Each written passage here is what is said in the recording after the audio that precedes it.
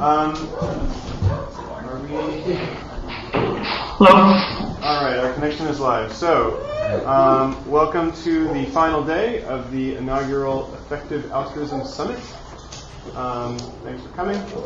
And I'm introducing Jaan Tallinn to give us a keynote address. So as many of you know, Jaan was one of the co-founders of Kazaa and Skype.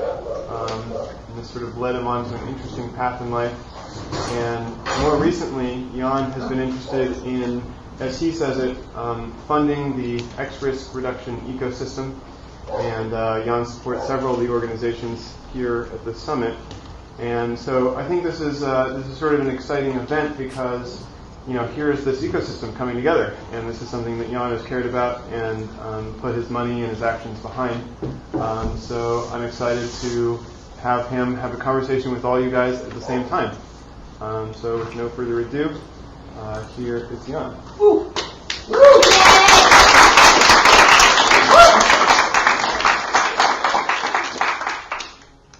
Hello, good morning.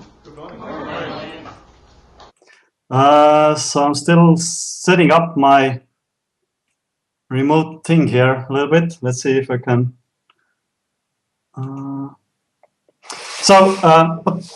First a bit of a background. People every once in a while ask me to do a presentation about Skype or entrepreneurship or things like that, but I don't really care that much about talking about the companies that are was started 10 years ago, or technologies that were developed against constraints that are really not that relevant these days. So at some point I thought that I will do some kind of like a Trojan horse of a presentation where I can ostensibly talk about Skype, but really it's about being careful with technology, and so it's really more about X-risk than it is about history of Skype. But I guess people who really want to hear about Skype, they still wouldn't be that disappointed. So it's the original audience or the target audience for this talk are people who are either developing technology in the future or are somehow in the position to influence the technology development. So, for example, investors. So that's why it's the title of the presentation is called "So You Want to Be a Technology Developer." So I don't know how many of you, I'm seeing you there as opposed there.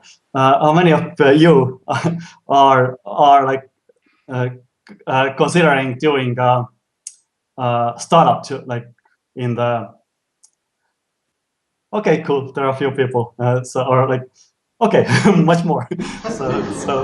Or in other ways. So yeah, if you would be in the front line of technology development, that presentation is for you. If you are if you are in a position to influence people or know people who are going to develop future technologies, then that presentation is also for you. So okay, let's go to the presentation. Let's see if I can make this work now.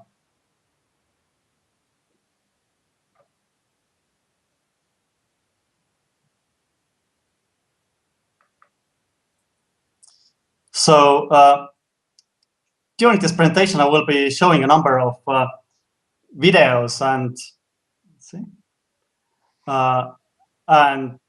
photos from my Skype career, and I thought it would be only appropriate to start off with a video that was prepared for one of the Skype company meetings, and it's about the dangers of letting me speak.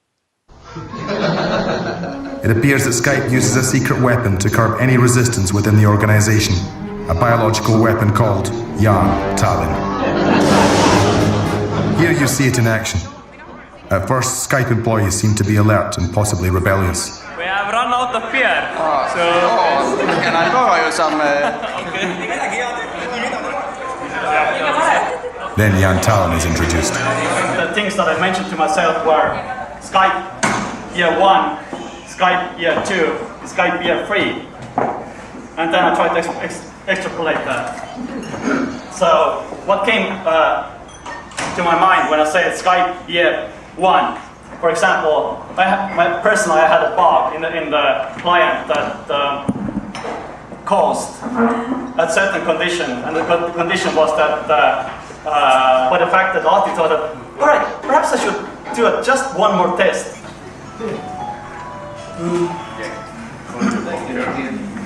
So that was another sobering experience. Actually, second pretty important thing. I'm not sure how much you were aware of that. So, okay, next year 2. The power of Jaan Tallinn is also used in corporate videos. Hello everyone, I'm Niklas and I'm here with Rajiv. Our users As if watching corporate leaders for 40 minutes isn't truly torture enough, every 25th frame of this web address contains a hidden message.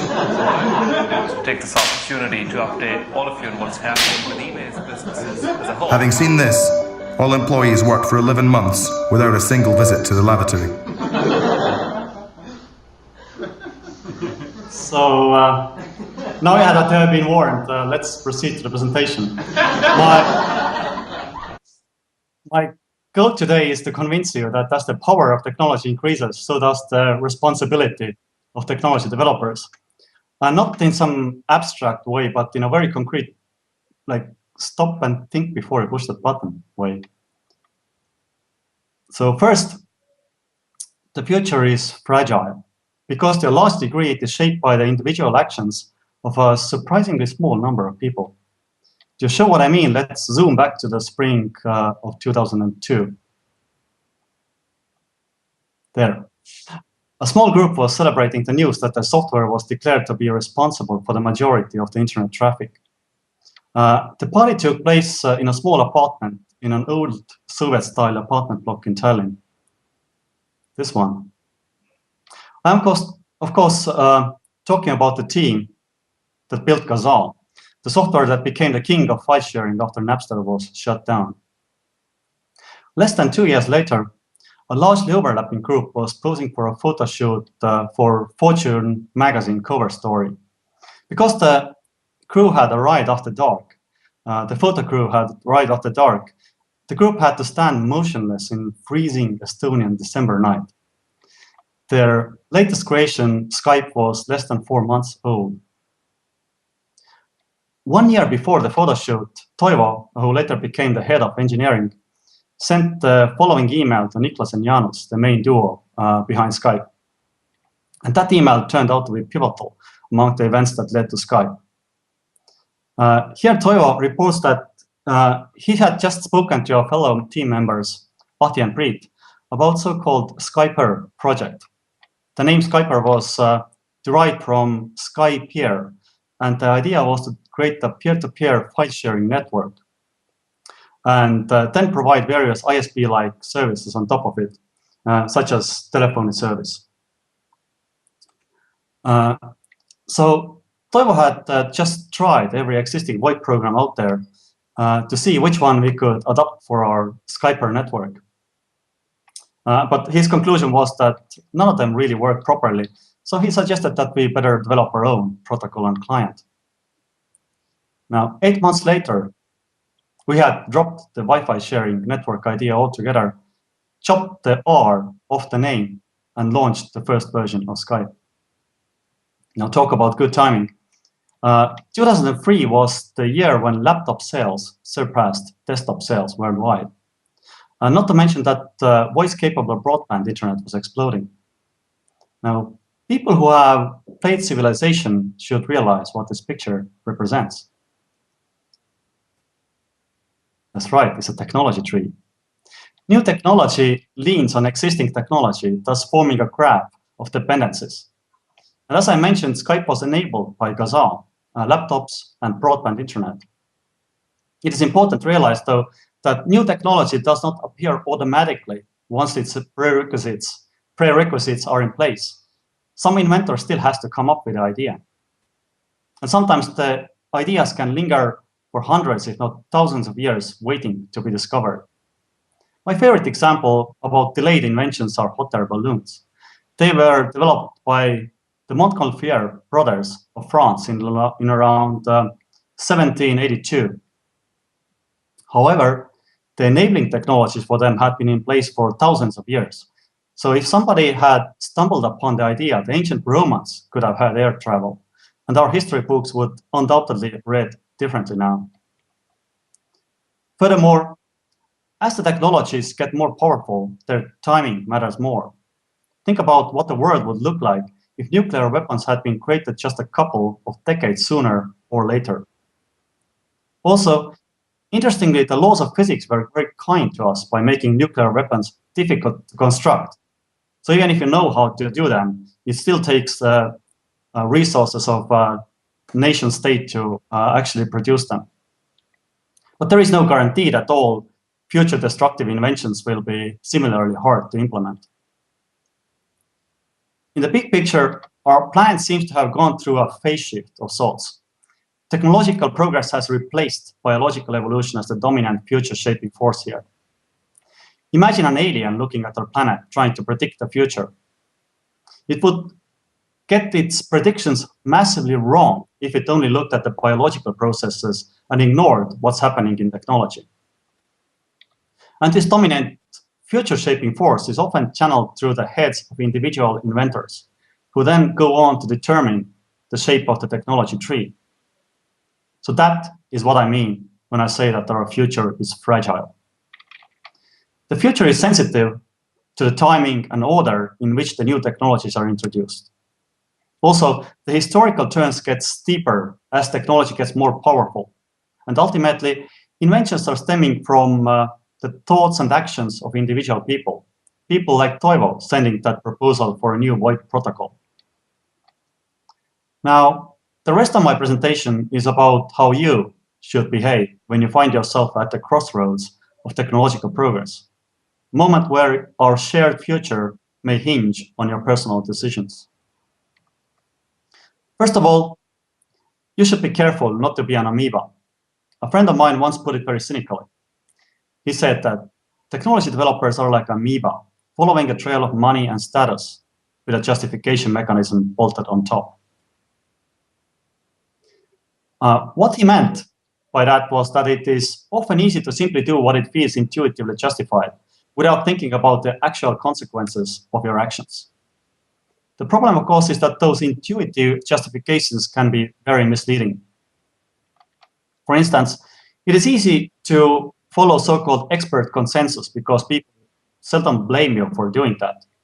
But expert consensus is often just plain wrong. Now, this is a photo from summer 2004 featuring the core Skype team and key investors. Skype had many great investors. What this photo does not reveal, though, is that VCs were not interested in Skype before it had launched. And the reason was that expert consensus dismissed Skype as a toy. Now, not to pick on anyone in particular, but here's one example that stuck in my mind hard enough to actually go back and dig it up a decade later. A renowned internet expert wrote that by using homegrown VoIP protocol, Skype was bringing a knife to a gunfight. The rejection letters we received from VCs boiled down to the same thing. Experts just did not believe in Skype. Did the experts actually try the existing VoIP products that were out there, like Toivo did? I would be surprised if they did. In my view, experts are more often interested in repeating fashionable and thoughtful sounding memes than doing the legwork necessary to predict the future. Fact is that before Skype came along, with its homegrown protocol, the voice over IP industry was a mess. And here is how one Slashdot commenter back in 2004 described how difficult it can be to get Skype alternatives to work. And I quote, "The world would be far better off if everyone installed Linux on a spare computer so they could run Asterisk. You then just need to buy a bunch of hardware and either spend a few $100s each on Wi-Fi phones or spend tens of hours recabling your house. Oh, and then you get to configure the mess. After learning all about such eccentricities as G711, G723.1, GSM, IIX, and SIP, SSCP, plus a whole lot of other de facto telephony standards and ways of doing things that are obviously developed in a cave. And once you solve the echo problem, all you gotta do is make Tandy work, and you can finally call the other people just like you. So following experts is less useful than one might think. But what about social signals, such as the opinions of your peers and so-called common sense? After all, in Skype's case, it really was this grassroots opinion of users that eventually trumped the expert consensus.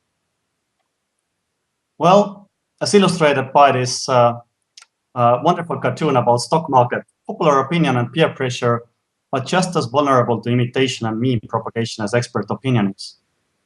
It reads, "I've got a stock here that could really excel." And people overhearing, "Really excel? Excel? Sell? Sell? Sell?" Until one of them goes, "Oh, this is madness. I can't take it anymore. Goodbye." And then people go, "Goodbye? Bye? Bye bye." If you have ever had Skype file transfer fail on you, blame imitation. When we introduced the feature, we just mimicked the file transfer functionality of a Jabber IM client instead of figuring out on our own how file transfers should ideally work. One general problem with popular opinion is that it discounts future developments. People basically assume that the future is just like today, only more so. That is, I think that the future might bring us thinner phones and bigger TVs, but certainly nothing as transformative as the internet was. An example of future discounting is that if you ask people how long they expect to live, the answers you get basically reflect the current life expectancy numbers, not even trying to take into account the future developments in medicine, not to mention the possibility that aging would be cured altogether. So following common beliefs is not good either. What about money? Well, money is usually awarded by the economy. However, the secret with the economy is that there's a man behind the curtain, or at least an invisible hand. If you are lucky, the economy is ruled by the free market. And having grown up in Soviet Union myself, I know how to appreciate that. The nice thing about the free economy is that it approximates human values, because if you make products that people want, the market will reward you. However, free markets cannot cover all human values. Consider the tragedy of the commons. Markets don't represent shared values, such as making sure we don't destroy our environment.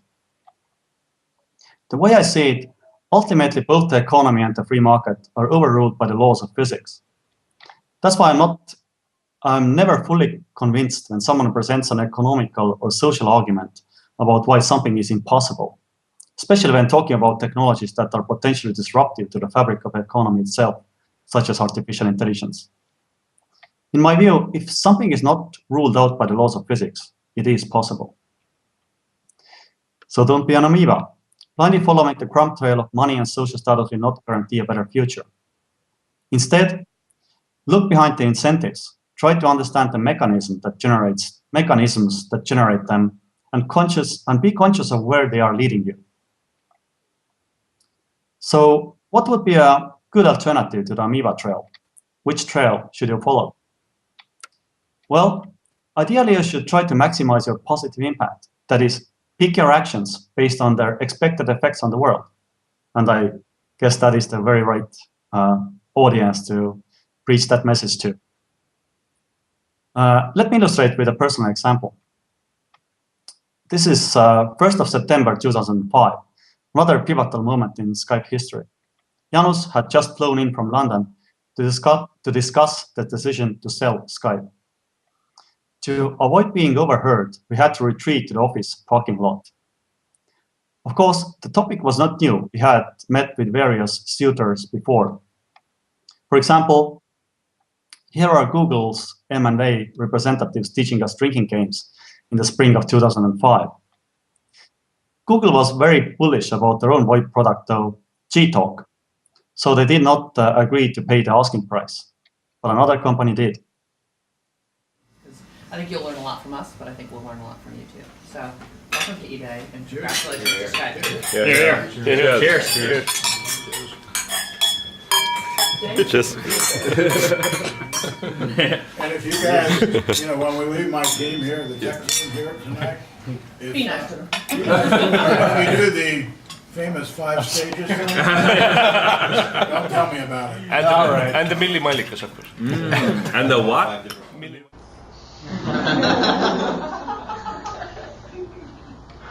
Now, had I followed my no amoeba advice myself? No, not really. Luckily, my trail did not lead to a disaster. Despite the occasional reports of Skype being used to plan terrorist attacks, I think the net effect of Skype on the world has been positive.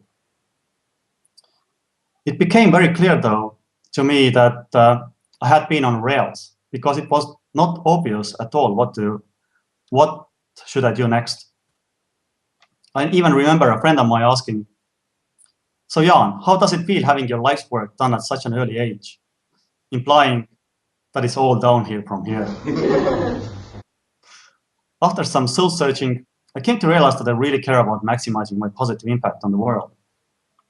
But how do you make deliberate progress towards such an abstract goal? Well, here is a model that I ended up with. Picture the action of fastening your seatbelt. Because the future is uncertain, there is no guarantee that the seatbelt will help you. It might make things even worse. Yet on average, fastening your seatbelt is still a positive action. It reduces the number of negative scenarios and increases the number of positive ones. This is what I mean when I say that an action has positive impact. Now, in order to maximize the impact, one should go from saving your own life to saving a lot of lives, possibly the entire planet. If you recall what I said earlier about the future being fragile, it should not surprise you that in my view, the global equivalent of fastening the safety belt is try to shape the technology tree to minimize risks and maximize opportunities for the entire humanity. To that effect, I have followed a growing ecosystem of organizations that are doing research on how to survive the risks and tap into opportunities. I call it the X-risk ecosystem after so-called existential risks, that is, dangers to humanity that can potentially wipe us all out. But now, because there is no automatic amoeba trail leading towards such research, very few people are able to do it in practice. Therefore, if you want to multiply a positive impact on the world, supporting or even creating X-risk organizations is a fairly easy way to do so.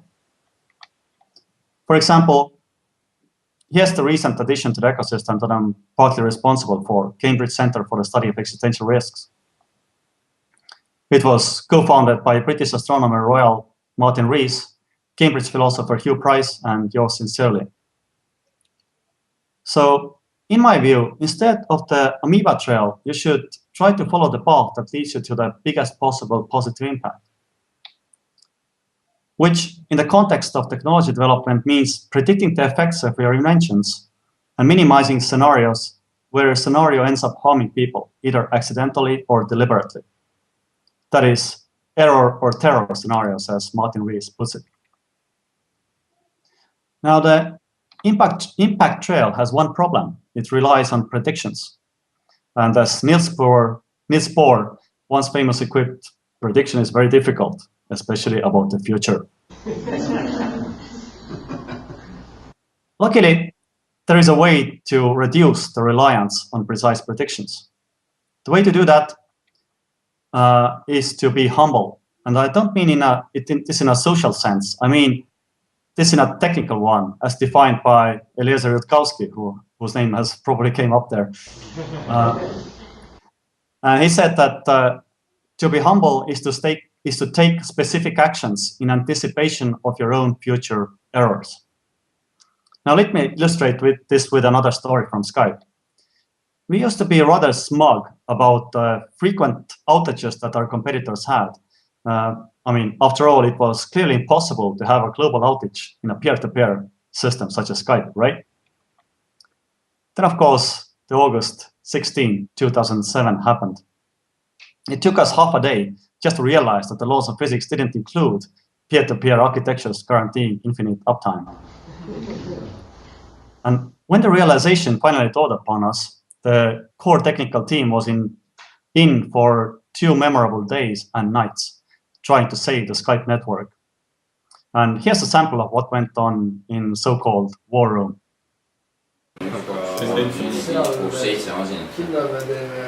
trend on nagu õiges suunas. Sukelduvad igas võtis umbes praegu. Nad ei tea, nad ei saa.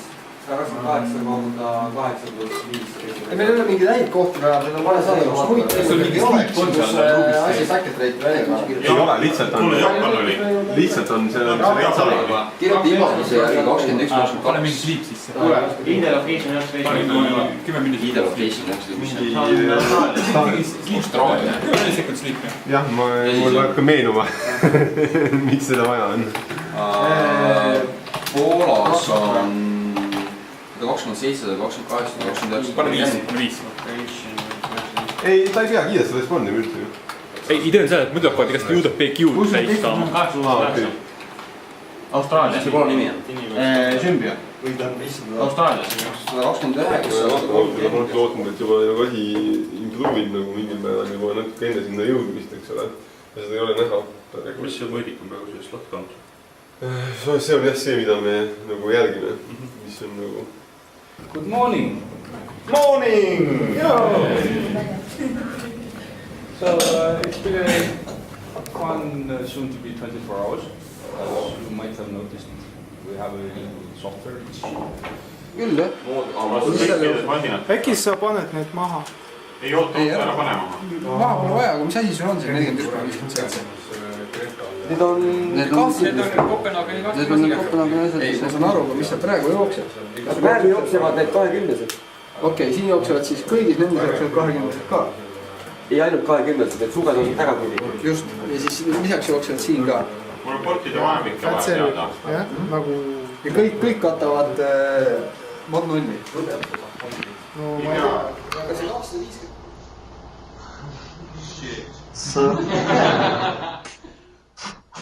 So here's a rough explanation of what happened with the Skype network on that fateful day. Now imagine a network of ordinary computers, a peer-to-peer network of ordinary computers. If one of them shuts down, its neighbors have to send out a few packets to inform the others about this event, creating a sort of a blip of traffic. We assumed that such events were random, and so the resulting network reorganization traffic would be small and uniformly spread over time. Enter Windows Update. Once per month, an entire time zone worth of Windows computers simultaneously restarts at 3 a.m. So there goes our assumption. While Skype network was small, this was not really a problem. That's why we didn't notice it. But by the summer of 2007, the network had grown big enough for these synchronized blips to grow into a shockwave. That shockwave of traffic started overwhelming other links, thereby creating a positive feedback loop in the network self-organization traffic. Now, did you notice the list on the whiteboard in the video? When Ahti started to investigate what was going on by compiling a special version of Skype and connecting it to the network from his home, it wasn't his computer that crashed, nor was it his network connection. Instead, the resulting storm of traffic towards him took down his entire ISP. There were a couple of more ISPs that died that night, even though we warned them before we put up Skype network servers in their domain, and they seemed sure that their systems could take it. So clearly the lack of technical humility wasn't only Skype's problem. However, a lack of humility is also inexcusable if there's a lot at stake. Unforeseen things happen, so if you're inventing powerful technology or technology that others rely on, you must take concrete actions in advance, such as building in lots of safety margins. Also, you should question your assumptions. It would probably have helped us if early on a friendly oracle had whispered to us that peer-to-peer networks can really go down. And ideally, try to make your actions reversible. If unforeseen things happen, make sure you can back up to a safe place. So be humble to counteract the uncertainty in your predictions. More specifically, remember that reality can be more imaginative than you are, and use safety margins, question your assumptions, and have a plan for reversing your actions. And finally, there is one more topic to cover. Assuming you have avoided the amoeba trail, made your own predictions with a positive impact in mind, and left ample margin for error by being humble, the question still remains about what kind of future should you be aiming for. Apparently, this question gets very tricky once you get beyond the obvious saving lives scenarios. As moral philosophers can tell you, we simply don't have a final answer to what we humans really want. Luckily, there is a solid heuristic: maximize the amount of fun in the world, since more fun is almost always better than less fun. A good strategy to start with is to have fun yourself and be fun to other people. Remember that Fortune magazine story that we had to suffer freezing temperature for? Well, it was titled "Catch Us If You Can," and the opening paragraph of it read, "Near the center of the walled medieval district of Estonia's capital, Tallinn, sits the Nuku bar. In Estonian, Nuku is an acronym for young culture. The private club is full of 20-somethings in jeans, drinking local Saku original beer to rock music. The bar's name has another meaning. Read as one word, it's slang for penis. Both the hidden nature and the cheeky attitude of the place fit perfectly with the company I'm here to meet." And here's Toivo talking about that cheeky attitude. Mu üles tuli näiteks, seal olid 2 tüdrukut. Vaatan mulle otsa, rääkisid enne midagi elavat. Küsin, et ma lähen seltskonna juurde, üks seltskond on siin. Ja, Skype. Ütlen, et sinna ma just lähengi midagi sellist, et teate küll, et nad on natuke imelikud peale. Selle peale kurstavad naerma, et jah, on ju poisid, et mis te ajate, et see on tõsi, et jah, on küll, et me just omavahel rääkisime seda.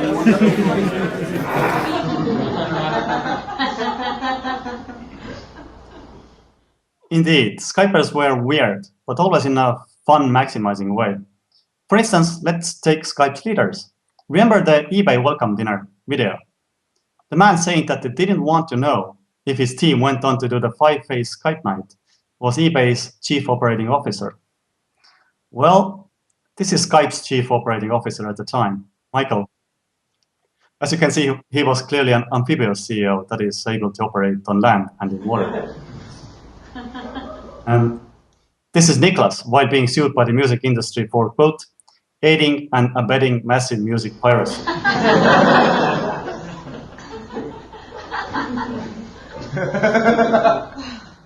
This is Skype's management team on a panel discussion, cute, aren't they? And this is Toivo showing off his leadership and resource management skills. Some more pictures from Skype parties. This is Skype's secretary, Curly. The first version of the Echo 123 service, that is a service that you can test your voice with, was voiced by her. In fact, she cashed out by winning a costume contest at one of Skype's parties. And this is, well, too complicated to explain. Some of the pictures from that party I really can't show, but let's just show that the Skype's hidden pool party emoticon is based on real-world events.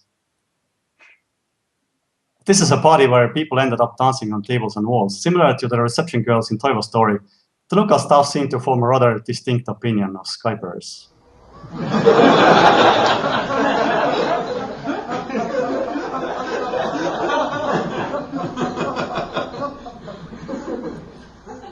But don't get me wrong, Skypers didn't need to party in order to be quirky and have fun.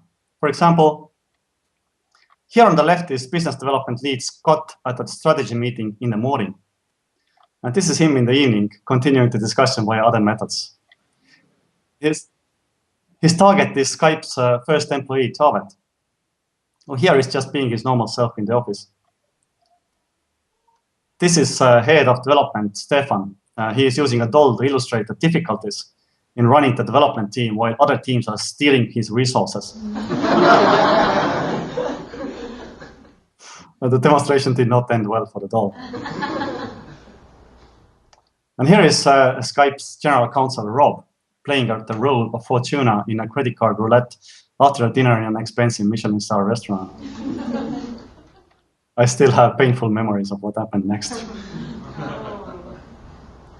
So now, have you noticed how nice it is when pilots of your airplane sound cheerful over the intercom? And similarly, one reason why it helps to have technology developers be quirky and fun-loving is that it is in everyone's interest to have the future be shaped by people who appreciate life. The value of fun goes much deeper, though. You see, while positive emotions like happiness and pleasure are important, they leave the world outside massively under-specified because they refer to subjective states of mind. And there are various shortcuts one can take to achieve them, such as taking drugs or meditating. In contrast, fun usually refers to objective processes in the external world. So when optimizing for fun, there are fewer shortcuts to take, and hence the chance of unintended consequences is smaller. One intuitive way to see that is to look at what makes a good game design. A good game is optimized to be maximally fun versus maximally addictive or happy, whatever that means. Like a good game, we want our future to be maximally fun, offer a lot of progress and excitement, but probably also a fair share of challenges and setbacks for contrast. So that is what I mean when I say that fun is fundamental. You can create happiness out of fun, but not fun out of happiness. Therefore, I urge you to be fun, have fun, increase the amount of fun in the world. So that is pretty much what I had to say. If I could leave you with just one more picture, a picture to compress my entire talk into one slide, it would be this.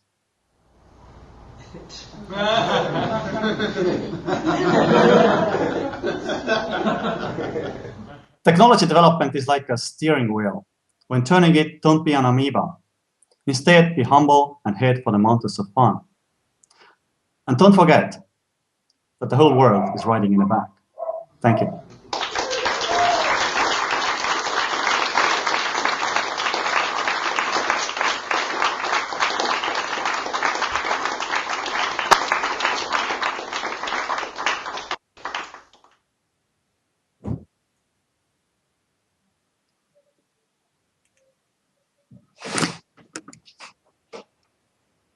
Are you willing to take some questions? Oh yeah, sure. Wonderful. I'll help facilitate that. Anyone? Any questions for Jaan? Yes. I have a question about political systems, and to what extent you believe that in the current political systems that we have in capitalism and so on, to what extent does that hinder the ability to put into place the best practices for science and technology, and if there's anything you think we could do about it? Yeah. I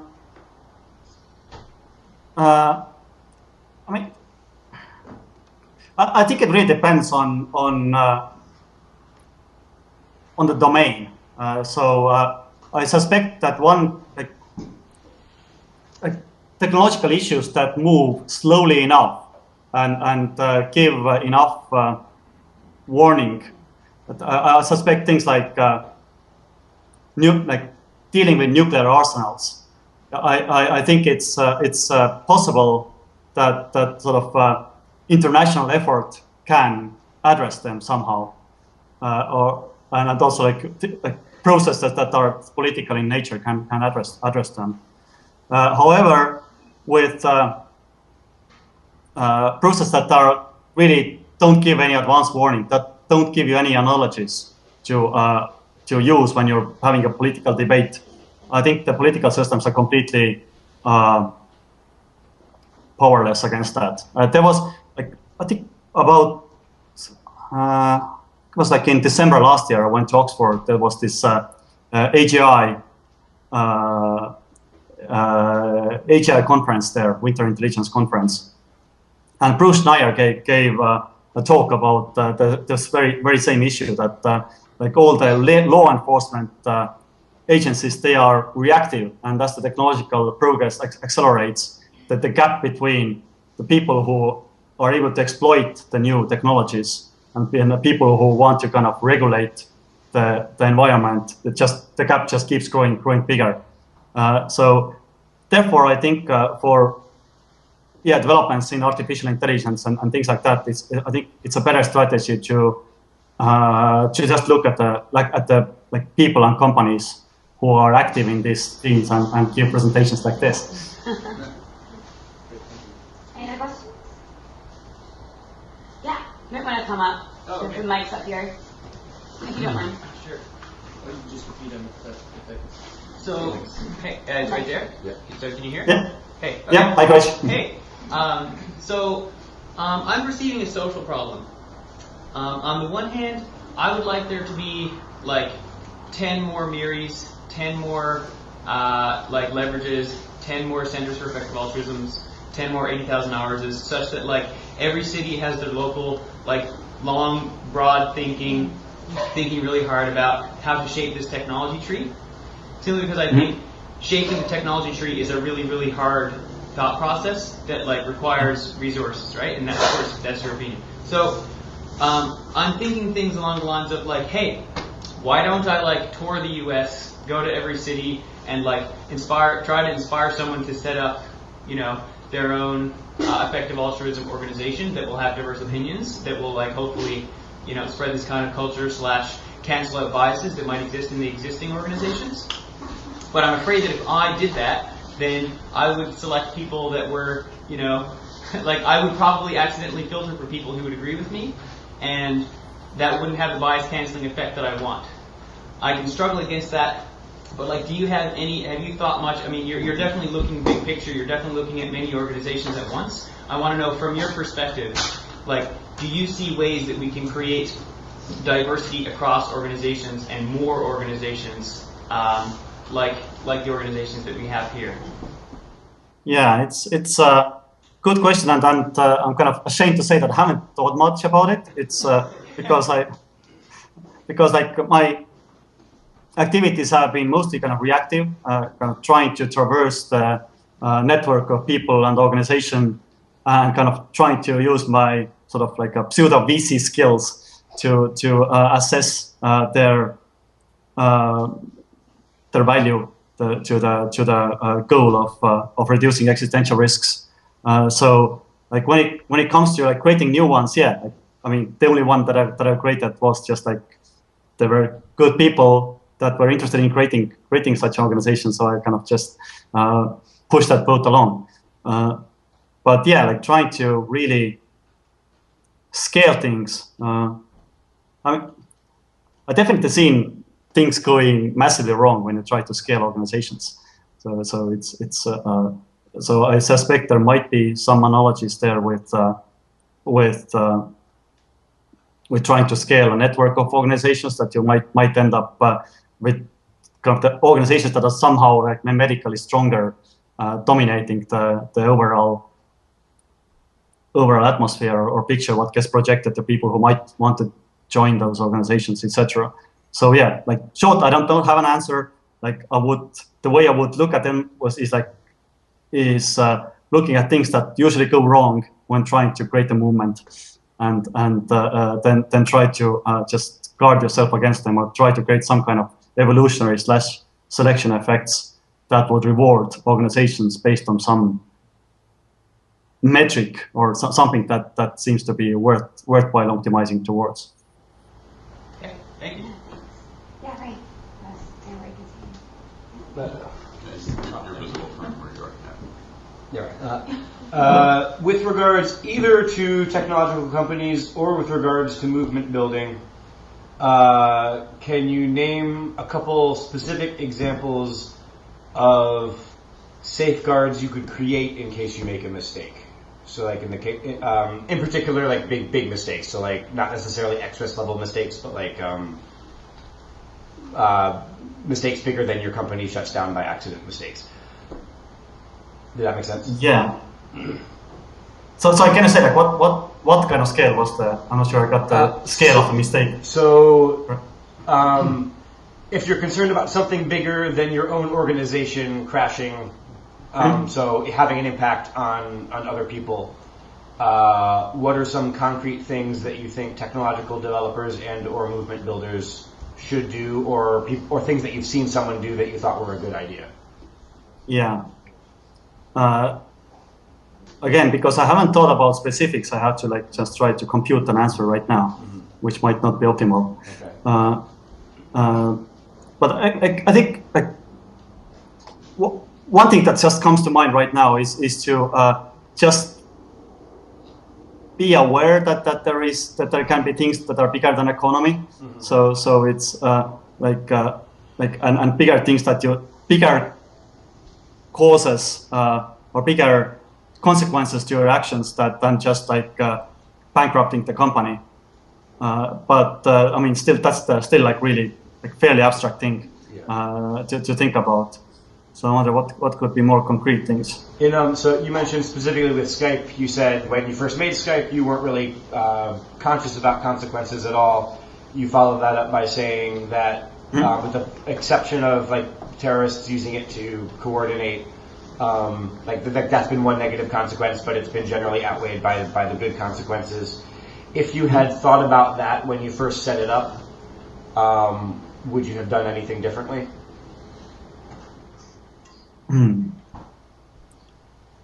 Like yeah.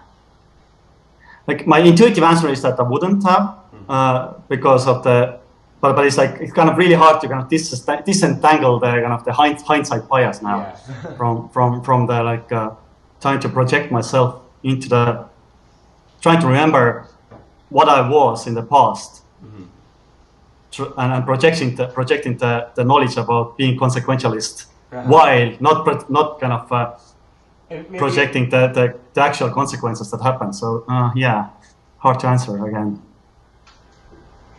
And feel free to just think about this for a while and say it to some other person in the future talk. I think I like the question. So yeah. And one more concrete example of like a current day example might be like 3D printing, which can obviously like the applications for terrorist stuff or things in that vein 10 or 20 years from now is fairly obvious, I think.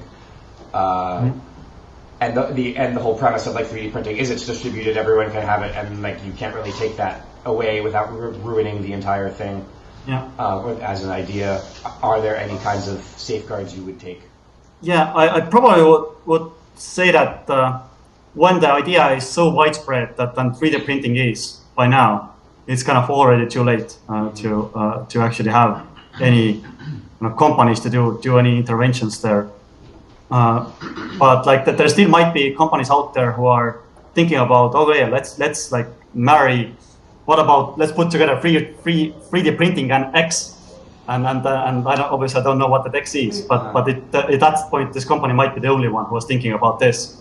And it would be really nice if they just a little bit thought about the consequences at that point, and perhaps like just forget about the X for a few thousand years. Just like what happened with the hot air balloons. Okay.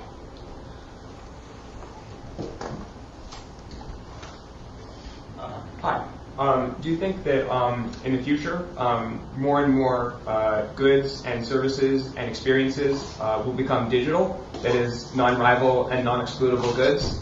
And if so, what do you think the consequences might be? Basically, what are the consequences from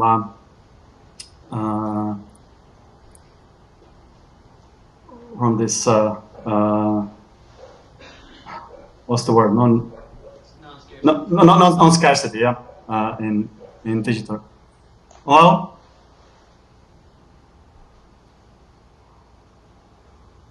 yeah, you probably would have to look at. Obviously, the first thing to look at this are just analogies, like what happened to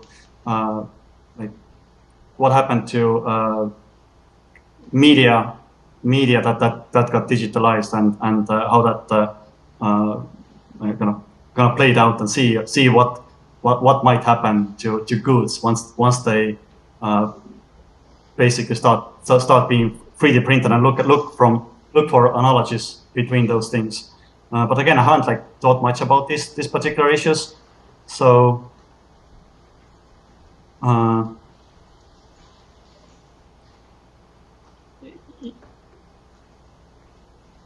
yeah, obviously one analogy that you get from this media getting digitalized and projecting it to the goods being digitalized is that there will be big interests who will try to build in all sorts of weird copy protections, and they will probably fail. But another thing is that it will probably be more important than the actual good. There will be a lot of value in just all this kind of branding, and is it authentic? Just like there is with this, I think with diamonds now, you can have synthetic diamonds that are just diamonds, like the non-synthetic ones, but they're just perceived to be less valuable because they're not real. So you might get some of that. All right. Nick?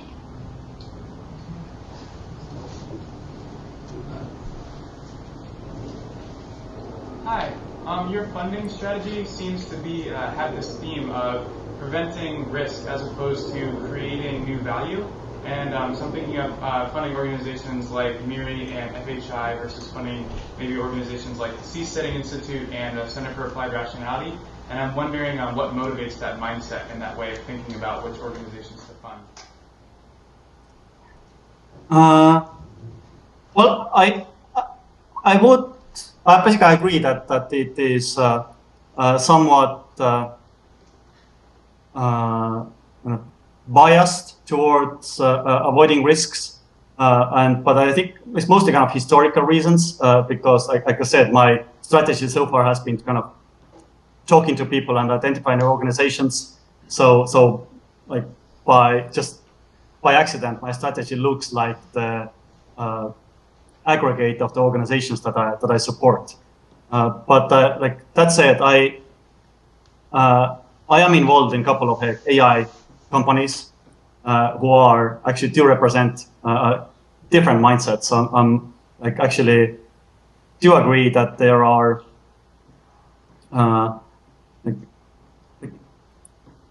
for example, artificial intelligence does have this good and bad side. You can, if you do things right, you can actually address a lot of other problems. So there is not just the risk side, but there is clearly the opportunity side as well. So, I don't deny that the positive sides are trying to create upside with technology. But one thing is that it is as long as there are no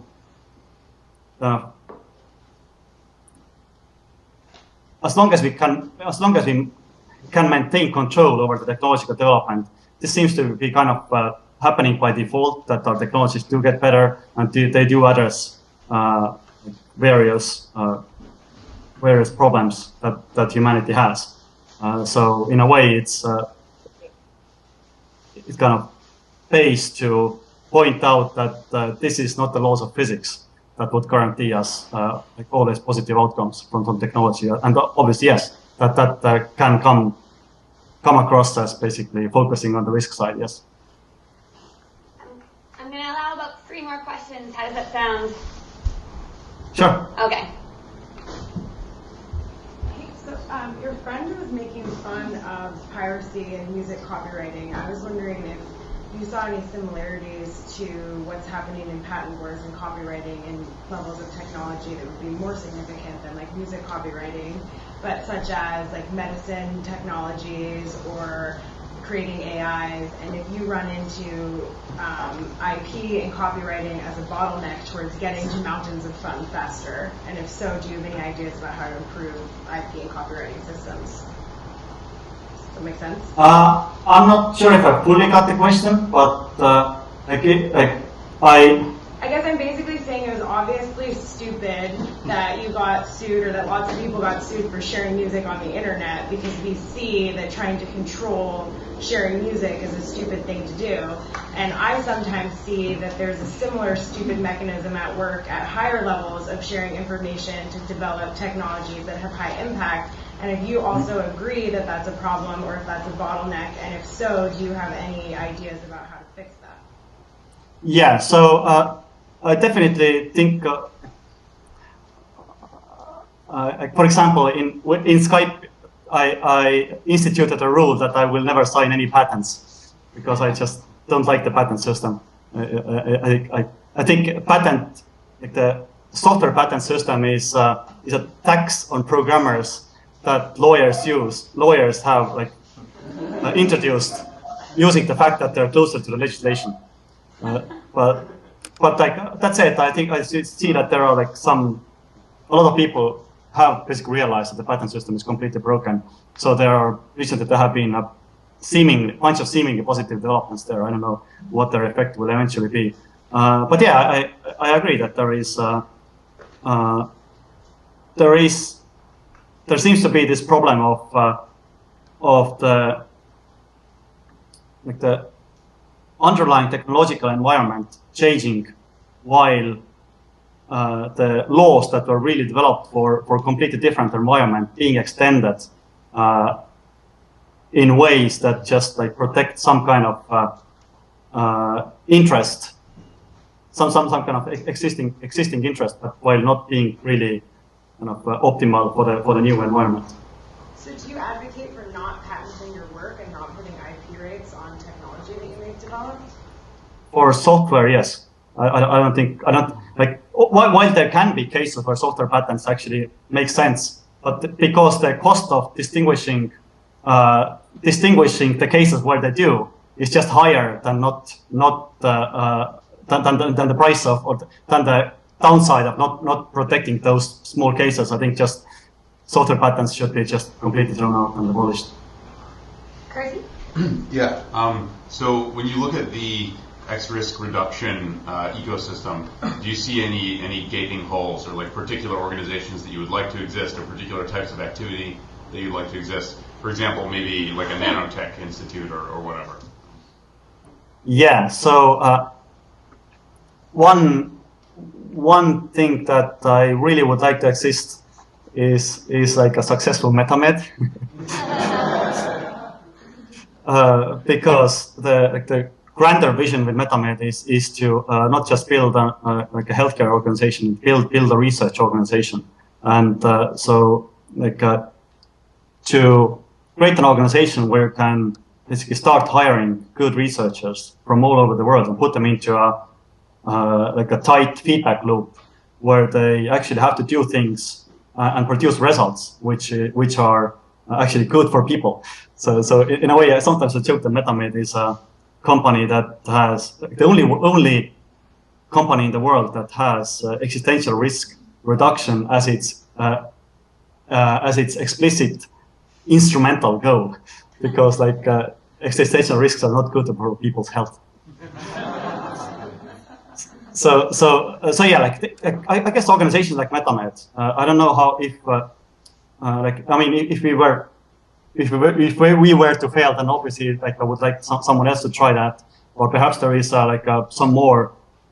Perhaps this pattern that we are thinking of doing can be generalized and instantiated in some other places than healthcare. Just like have people who are really X-risk conscious create a commercial organization that has the right values that would kind of like automatically try to like do good and then do good on a commercial level while basically having the X-risks in mind and trying to optimize the company values towards reducing X-risk. So this talk that you gave today has been given to other like tech entrepreneurs, right? Yeah, that's the third time I've given the talk. First time was an organization, an event called MIT Startup Workshop. There's like an annual event organized by MIT students. And second time I just gave it earlier this week to Intel Capital, their kind of annual gathering and annual meeting. Okay, and you've sort of given similar talks in the past to different audiences, and so the thing that I'd like to have you talk about is, so with this goal of converting people to be less like amoebas and more like agents that are going to optimize for mountains of fun. What is the response been? Have you had follow-up conversations with people from these different audiences, and do you get the sense that the sort of mimetic message you're delivering is converting people's actions? So how are you measuring that thus far? And maybe if it hasn't been measured much, maybe how can we measure it in the future so that we can have it be that these talks are having a high impact and really touching those audiences? Yeah, it's obviously a really good question, and the answer is like I haven't had any kind of specific feedback on those from those like two previous events, other than just like generic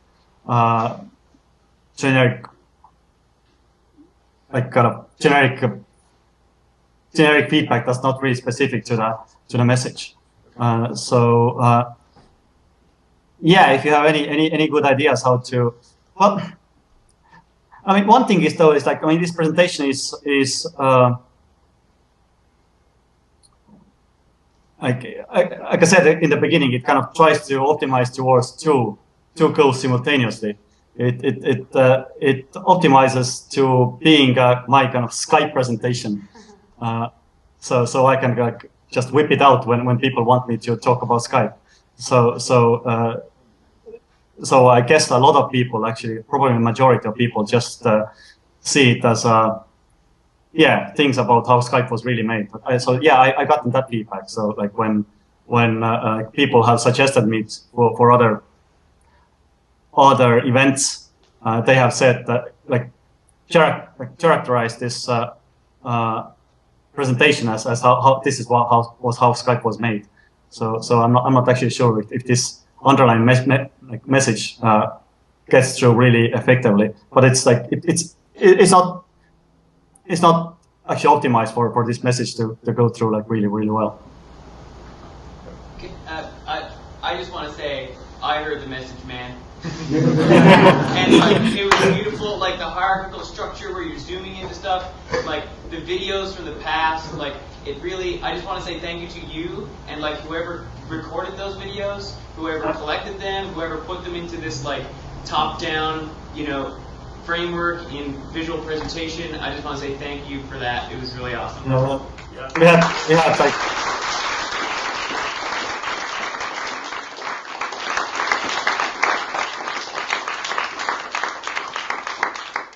for just to say like for two last presentations, like the metaphysics presentation that I did at Singularity Summit, and for this I had like really great team to help me out. Like, and it was like in addition to myself, there was like one artist who designed the actual visuals after my sketches, and the other was a lawyer who has like argued case in Supreme Court, so he can actually say that no, people don't get that. So that was really cool. Thanks to Chris for finding the right thing to say, because I was looking for words to be able to capture just how awesome it was to have you here today. Thank you so much, Jaan. And thank you. Yeah, hope to see you again soon. All right, thanks. Bye.